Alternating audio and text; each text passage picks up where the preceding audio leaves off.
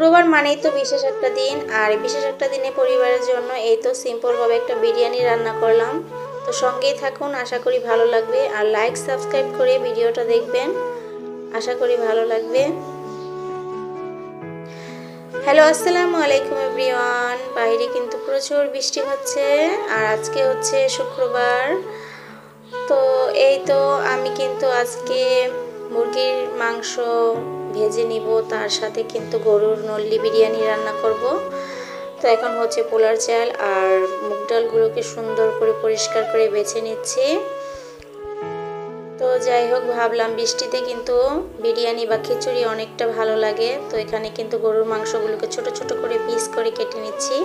আর এই তো একটা কিন্তু নলিও আছে, তো সাথেই থাকুন। আর এখানে হচ্ছে ছোট্ট একটা আলু কেটে নিয়েছি। তো এখন বিরিয়ানিটা রান্না বসিয়ে দিচ্ছি। তো এখানে হচ্ছে তেল পেঁয়াজ দিয়ে ভালো করে আদা রসুন সব রকমের মশলা দিয়ে দিচ্ছি। আর এখানে আমি কাচ্চি বিরিয়ানি ব্যবহার করেছি, রাঁধুনির যে প্যাকেট মশলাটা থাকে সেটা। এখানে তরল দুধ দিয়েছি, আর হচ্ছে টমেটো সস দিয়ে মশলাটাকে ভালো করে কষিয়ে তারপরে আমি এখানে মাংসটাকে ভালো করে রান্না করে নেব। তো রান্নাটা প্রায় শেষ হয়ে গেলে আমি এখন পোলার চালটাকে সুন্দর করে কষিয়ে নিব।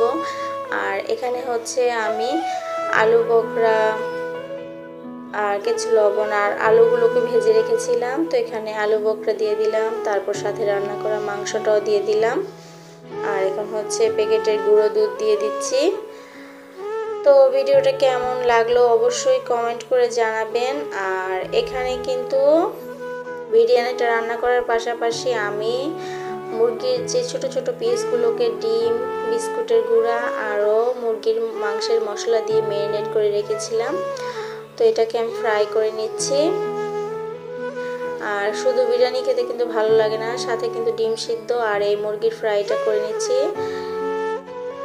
আর এটার টেস্টটা কিন্তু আরও বেশি বেড়ে যাবে।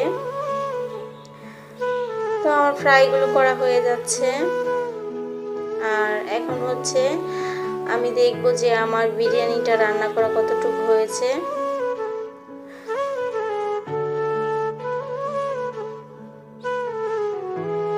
তো ফাইনালি কিন্তু রান্নাটা প্রায় শেষ হয়ে গেছে, হালকা একটু দমে রেখে দিব।